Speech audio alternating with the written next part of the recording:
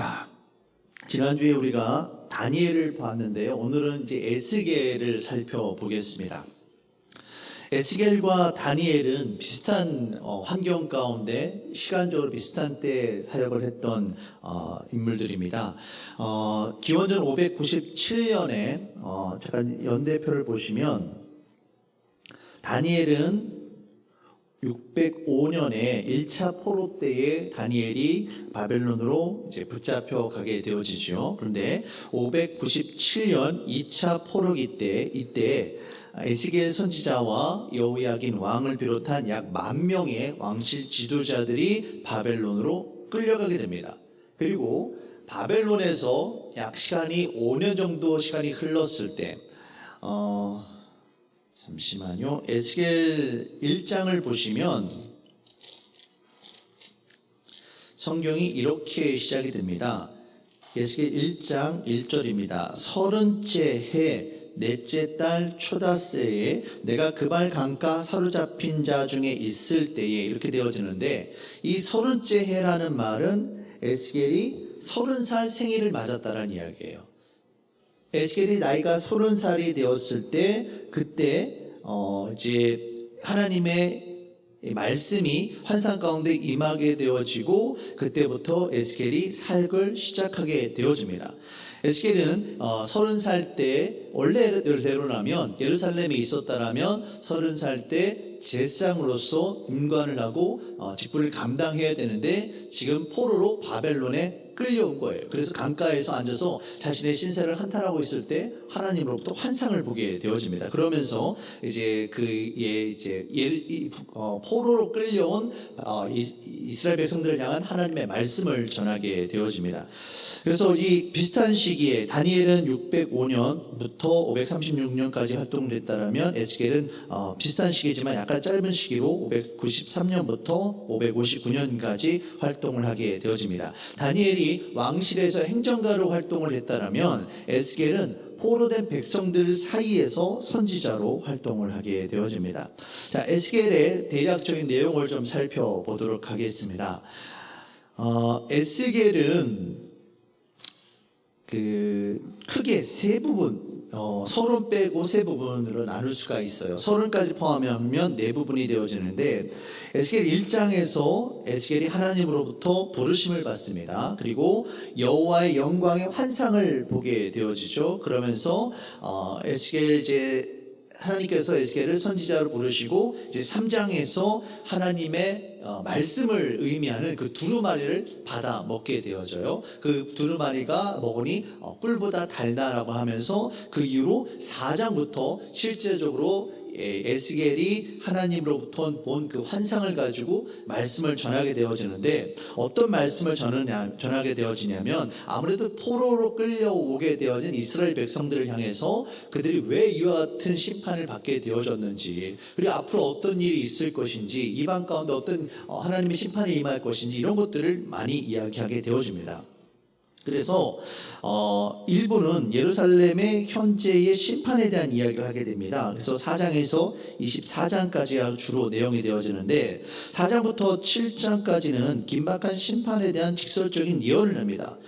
예루살렘이 포위되었음을 연출을 하고요, 줄로 묶어서 자기가 누워있기도 하고, 한쪽으로 며칠 동안 누워있다가 반대쪽으로 며칠 동안 누워있기도 하고, 이런 것도 하고요, 아니면은 소똥으로 떡을 구워 먹는 그런 것들도 합니다. 그게 예루살렘에 있는 백성들이 너무나도 그때 포위로 인해서 힘든 것 가운데 장작을 구할 수가 없으니까 그 짐승의 똥을 가지고 불을 때워서 떡을 먹는, 어쩌면 그 이스라엘 백성들이 부정하게 여기는 일들을 먹고 살기 위해서 해야 됐던 그런 비참한 상황을 보여주게 되어지죠. 또 머리카락과 수염을 잘라서 칼로 내려친다라든지 이런 것들을 통해서 예루살렘에 임하게 되어질 환난과 심판을 직접적으로 상징을 통해서 보여주게 되어집니다.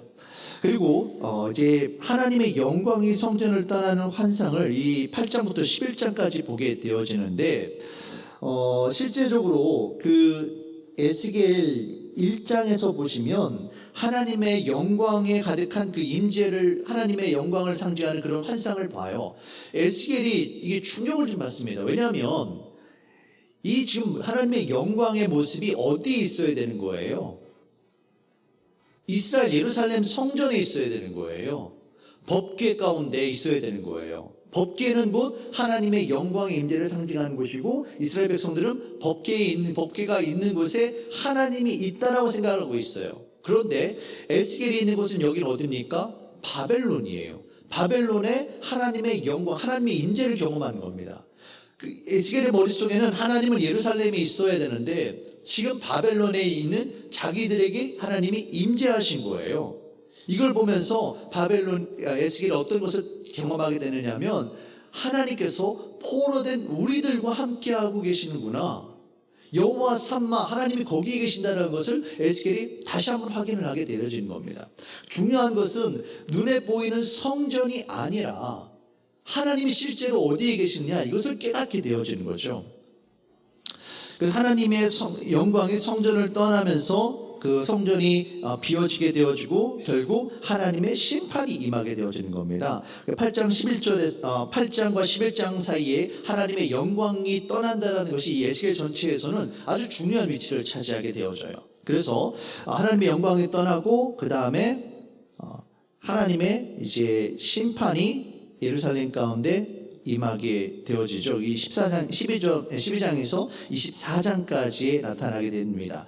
불타 쓸모없는 나뭇가지라든지 반항적인 아내라든지 위험한 사자, 또 두 명은 음란한 자매 이야기 나오죠. 두 명의 자녀가 나온 한 사람은 이스라엘, 한 사람은 남한국 유다. 이걸 비교하는 거예요.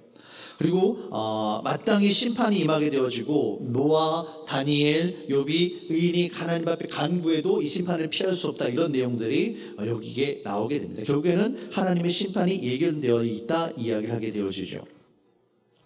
두 번째로 이제 25장에서 39장 사이에 열방에 대한 하나님의 심판을 전하게 되어집니다.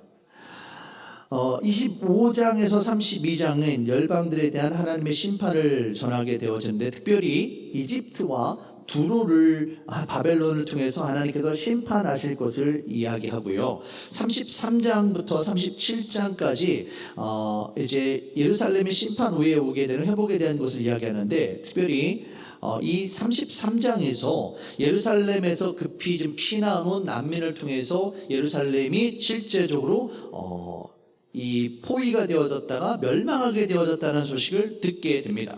당시 어떤 상황이었느냐면 바벨론 국내 문제로 인해서 유다에 대한 이 간섭이 소홀해지자 유다의 마지막 왕이었던 시드기야가 반바벨론 정책을 펼치고 유다의 애굽의 힘을 덧입으려 합니다. 그래서 바벨론을 배반하게 되어지자 이 바벨론 왕이 시드기야 왕 9년째 그러니까 BC 588년에 예루살렘을 포기하고 결국 기원 전 586년에 예루살렘이 멸망하게 되어지게 됩니다. 이런 일이 실제적으로 에스겔이 말씀을 전하는 그 상황 가운데 일어나게 됩니다.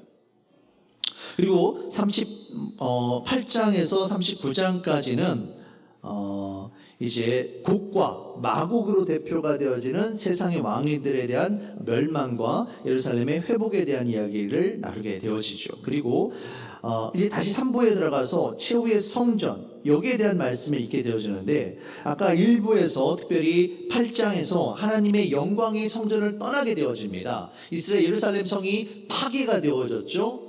그러면은 다시 한번 이스라엘 백성들이 회복되어지기 위해서 무엇이 필요합니까? 새로운 예루살렘 성전이 필요한 거예요. 새로운 성전이 필요한 거예요. 그런데 성경을 보시면 이 성전을 예루살렘 성전이라 부르지 않습니다.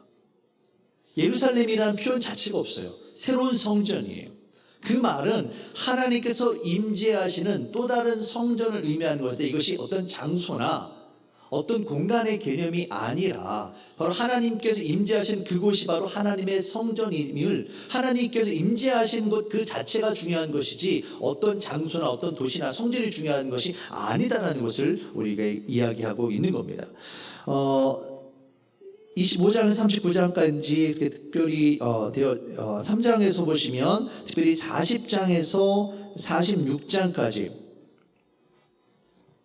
여기에서 새 성전에 대한 환상을 보게 되어지고요. 특별히 47장에서 48장에서 보시면 성전에서 흘러나오는 물줄기를 통해서 다시 살아나는 역사, 특별히 당시 가장 죽음으로 가득했다라고 다시 살아날 소망이 도저히 없다라고 여기는 사해마저도 이 하나님 성전에서 나오는 물줄기가 드러나감으로 그것이 살아나는 역사를 경험하게 되어지는 그런 말씀이 에스겔에게 있게 되어지는 겁니다. 결국 이 에스겔을 통해서 하나님께서 선포하고자 하셨던 것은 뭐냐면, 너희들이 지금 포로된 상황 가운데 멸망이 다가왔지만 그럼에도 불구하고 이것을 이겨내게 되어지면 새로운 성전과 새로운 예배와 하나님의 임재를 통해서 너희가 새롭게 회복될 것이다, 이 말씀을 전하고 있는 겁니다.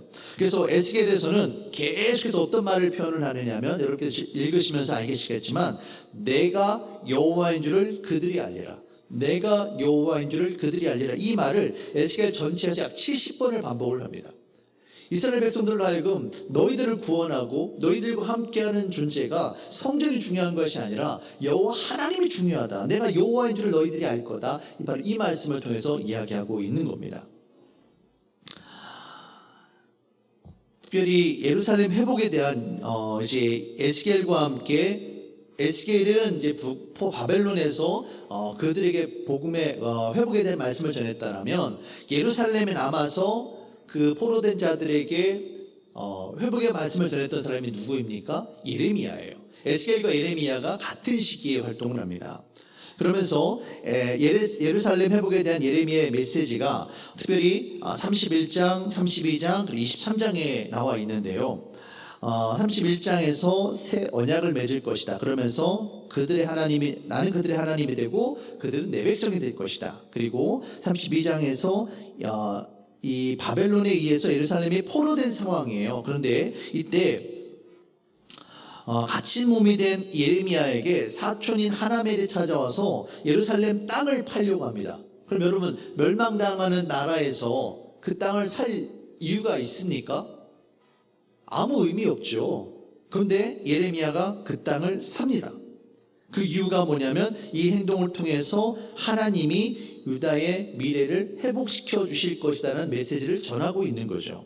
그리고 또한 23장에 보시면 특별히 메시아에 대한 말씀들이 나옵니다. 악한 목자, 그러니까 결국에는 잘못된 왕실과 종교 지도자들에 대한 질책과 그들은 반드시 징계받을 것이지만, 하나님께서 새로운 왕을 통해서, 메시아를 통해서 이스라엘 백성들을 회복시켜 주실 것이다라는 이 메시아 사상이 여기서부터 나타나게 되어지는 것이죠. 그리고 또한 우리가 나오진 않았지만 38장의 말씀을 보시면 예레미야가 이 예루살렘에 있어서 친바벨론 정책을 펴야 된다, 우리가 바벨론을 통해서 하나님 이 위기를 이겨내야 된다라고 자꾸 이야기를 합니다. 그러면서 예루살렘에 멸망될 것이다라고 이야기를 합니다. 그러니까 어떻게 합니까? 왕실 지도자들이 예레미야를 좋게 볼 리가 없죠. 그래서 어떻게 합니까? 예레미야를 물 웅덩이에다 던져놓고 가두어 버립니다. 그곳에서 구원받는 역사가 예레미야 38장에 나와요. 결국에는 하나님께서 이 에스겔과 예레미야를 통해서 어떤 이야기를 하고 있으시냐면, 심판과 환난 가운데 있지만 이것들을 견디내고 이겨내게 되어지면 하나님께서 너희들을 회복시켜 주실 것이다, 너희들이 믿음의 자리를 지켜라, 하나님이 임재하시는 것을 경험해라, 이 이야기를 계속 하고 있다는 것입니다. 여기까지만 저희가 보도록 할 텐데, 예레미야 31장에서 보시면 새로운 언약에 대한 말씀이 나옵니다. 성경에 보시면 4개의 큰 언약이 있어요. 아브라함의 언약인데, 아브라함은 어떤 이야기를 합니까? 땅에 대한 이야기를 해요. 땅에 대한 축복을 이야기해요. 여기서 물론 땅이라든지 민족의 아버지가 될 것이고 복의 근원이 될 것이다 라고 이야기를 하지만, 아브라함 언약에 있어서 중요한 것은 땅입니다. 그리고 두 번째, 모세가 시내산에서 하나님의 언약을 받아 나오는데, 이 시내산 언약에 있어서 핵심은 뭐냐면, 그들이 율법을 지키면 하나님은 그들의 하나님이 되어지고 이 백성들은 하나님의 백성이 될 것입니다라는 하나님 나라 백성에 대한 이야기를 해요. 이 계약을 통해서 하나님과 이스라엘 백성들이, 특히 이스라엘 백성들이 하나님의 백성이 되는 그런 이야기가 되어집니다. 마지막 다윗 언약, 다윗의 언약에서는 핵심이 뭡니까 여러분? 다윗 왕권은 하나님께서 세우셨고 그 나라는 영원할 것이다가 다윗 왕조의 핵심이에요. 그러면 다윗 언약의 필수는 바로 왕인 겁니다. 자, 땅, 백성, 왕, 어디서 많이 보신 것 같지 않으세요? 보통 이야기하는 나라, 국가의 3대 요소를 이 세 가지라고 이야기합니다. 영토가 있어야 되겠고요. 그 영토에 살고 백성이 있어야겠고요. 그 영토의 주권이 누구에게 있느냐. 이게 보통 이 나라의 3대 조건이라고 하는데, 이것이 이 세 가지 언약을 통해서 이야기가 되어졌고, 결국에서는 마지막 새 언약을 통해서 이야기하는 건 뭐냐면 하나님이라는 거예요. 어떤 장소나 백성이나 또 왕도 중요하지만 결국에는 이 새 언약을 통해서 새롭게 회개하고 새로운 왕이신 메시아의 다스림을 받는 사람이 하나님 나라 백성이 된다, 이 이야기를 하고 있는 겁니다. 이렇게 성경에 나오는 4대 언약을 가지고도 우리가 하나님의 말씀을 깨달을 수 있게 되어지는 겁니다. 하나님의 심정은 31장 3절에서 나오는 것처럼 너는 내게 부르짖으라 내게 응답하겠고 내가 알지 못하는 크고 은밀한 일을 내게 보이리라. 이를 행하시는 여호와 하나님, 바로 우리 인간의 방법이 아니라 하나님의 방법으로 신의의 역사를 통해 신이 바로 하나님께서 일하시는 그것들을 경험할 수 있게 되어지는 것이죠. 결국 우리들의 심령에 내 자신이 우상이 되어지는 그런 것들이 있느냐, 아니면 하나님의 말씀이 중심이 되어 있느냐, 이것이 오늘 우리가 말씀을 교육연의 헌신 예배를 통해서 확인했던 것처럼, 사울은 자기 스스로 교만해서 자기 자신이 그곳에 빠져 있었지만 결국 자기 자신은 우상이 되어졌지만 그래서 하나님으로부터 멀어졌지만, 다윗은 어떻습니까? 하나님 앞에, 말씀 앞에 다시 한번 회복하고 그 하나님 앞에 부르짖으며 나아갔다라는 거예요. 우리가 이 교육연의 헌신 예배뿐만이 아니라 이 큰 통독을 통해서 우리가 다시 한번 매번 이야기하는 것은 인유의 삶, 인간의 방법이 주인 되어지는, 내 자신이 주인이 되고 내가 스스로가 우상이 되어지는 그런 삶이 아니라 하나님이 주인 되시고 하나님의 말씀에 따라 순종하는 그런 삶을 살아가는 저와 여러분들이 되어주시기를 주님의 이름으로 축원합니다. 말씀을 많이 나누지만 정말 계속된 반복되어지는 핵심은 뭐냐면 결국에는 하나님이 왕이시고 하나님이 주인이시라는 겁니다. 여러분들 삶 가운데 하나님이 역사하심에 날마다 임하시기를 주의 이름으로 축원합니다.